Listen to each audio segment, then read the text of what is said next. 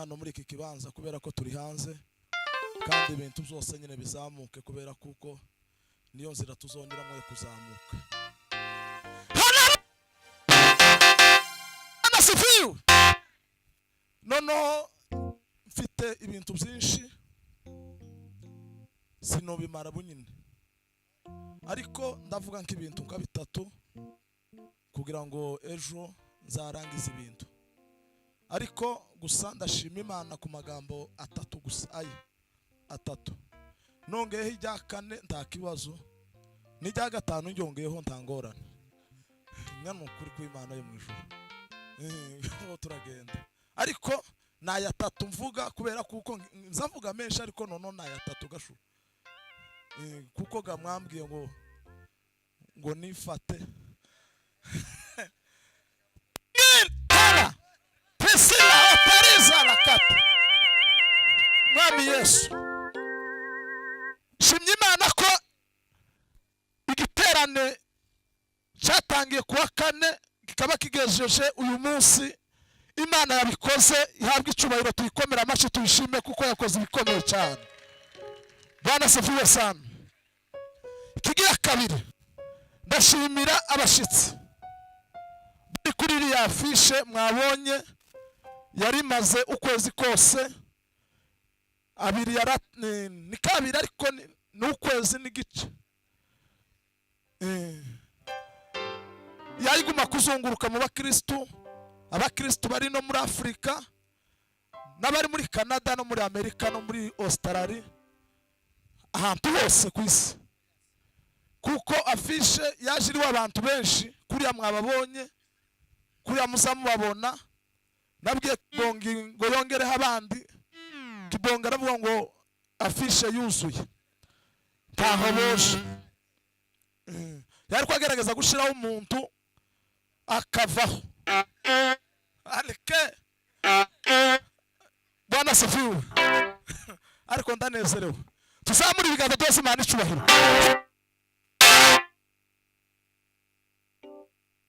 Gatatu kugira ngo ndangisega kuko simvuga menshi, kuko nanje zigukaruma nyine ibintu bimwe na bimwe, kandi umuntu azareba situation kuko nize pedagogy ibintu zose nzi kumetriza ibintu kuba bimeze. Bwana abashimire ejo, ariko ijambo rigira gatatu.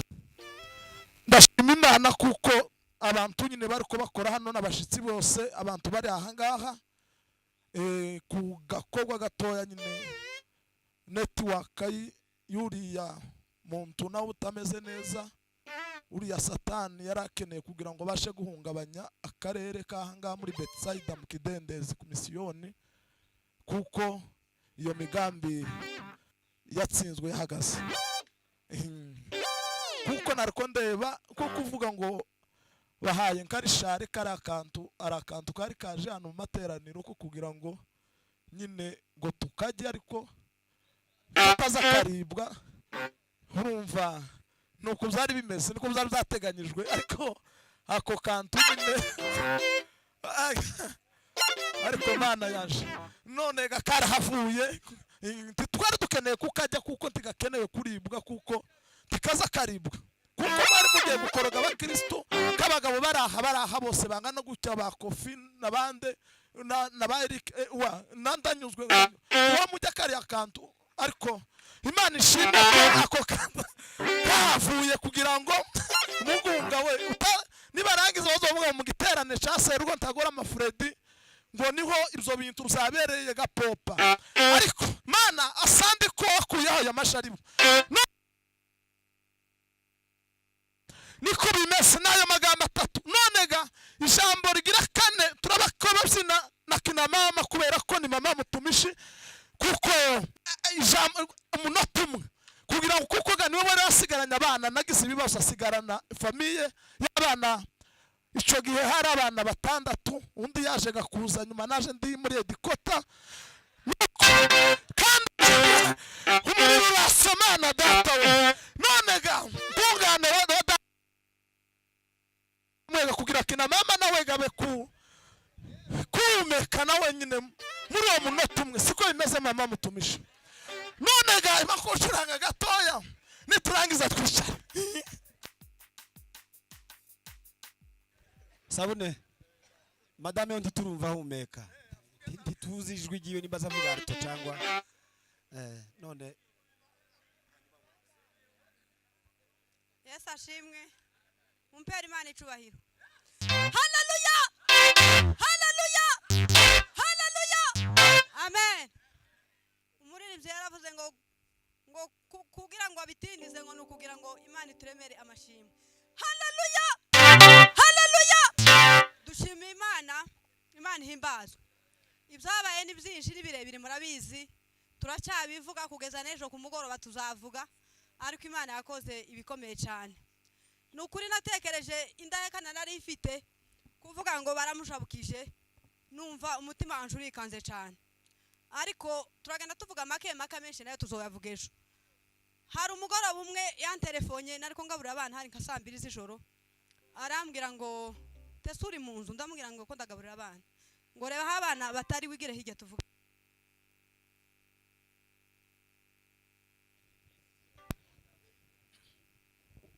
Yes, kukarazamuka. Ndahaguruka nja mu cyumba kumwitaba telefone, shitse arambwira ngo se uza makuru, ndamubwira ati nta makuru nzi, banyatse ubuhungiro. Ndamubwira ati suvuze gute, subiramo. Arambwira ngo banyatse stati. Yamahita kupa nimba arabonye uko namiriza kuri telefone, ahita kupa. Iyo saha nagaburiye abana ndi mu yindi hari, ngaburira abana ndi kure cyane, sinamenye ukuntu naryamishije abana. Nuri igitanda naryama, sinaryamye, nararyamye. Nama ndara mpindi igitengo buraca, natekereza indahekana afite zitandatu nari fite ninda nkuriwe, kumva umutima wanje urikanze cyane. Iryo joro narashushiwe, noneho ndatekereza ati ndabanza ndavuka ndavuga tereka ndebe imitima, ngongeraho umutima urambwira ati ndamwe imiti ko ntagwaye nta malaria ngwaye.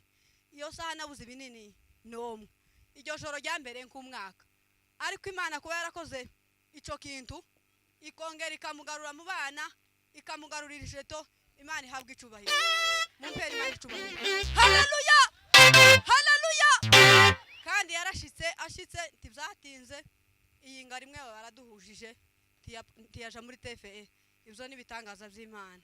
Nukuri tuzoshima, amashimwe ni menshi kugeza nejo tuzoshima, tuzozana nizo ndahekana zose muzirebe. Indahekana ninge gusigarana ndashoboye, yemwe habe n'umunyu w'igihumi ntawe nzanyikira. Uyu mugabo yandeze nabi sinzi ibintu byose ni nukuvuga ngo uyu mwaka w'ibibazo wambereye ishuri rikomeye. Sinari nzi uko bazatereza nko kuri telefone nk'abandi ngo sabifu, ibyo ntabyo narinzi, ariko muri uyu mwaka w'ibibazo wanyigishije byinshi, ariko Imana yakoze ibikomeye ikongereka mugarura mu bana. Ejo tuzoshima tuvuga ibindi bikomeye, n'abana bari iruhande kandi muzoduga IGISIRIMBA kirekire. Mumpera Imana icubahiro. Haleluya haleluya haleluya amen. Okay, bagiye gusirimba, ariko ndagira ngo mbabwire kano kantu sirito abantu batari hafi natwe, ntabwo twishimiye ubuhungiro. Mwumve ko twakoze igiterane cyo kumva ko umuntu atatswe ubuhungiro, mwumve ko ari ikintu gikomeye. Ntabwo tubaye hano kubera ko tubishaka, ariko rero Bwana sifiwe sana, turi hano niho twahungiye. Gutandukanya umugore n'abana n'umugabo we bakamwaka kubana, babirukanye mwese bakababwira ati mugende mujanyaho, ni byiza. Ariko ingorane no gutandukanya umugabo n'abana n'umugore. Aka kantu rero muje kugafatanya nakano kandi bavuze kugira ngo buza gusa ntibakaza bumva ibintu bitameze neza, bice. Imana ibaheze umugisha. Tugiye gusirimba rero kano kantu, ibintu bizamuka umurwa wake ni mwembi na Yesu. Esawa nonoga katuzobivuga ejo, kuko ganyine niko bimeze. Ku kano kantu kari kagomba ko kuva hano kataja kudutega.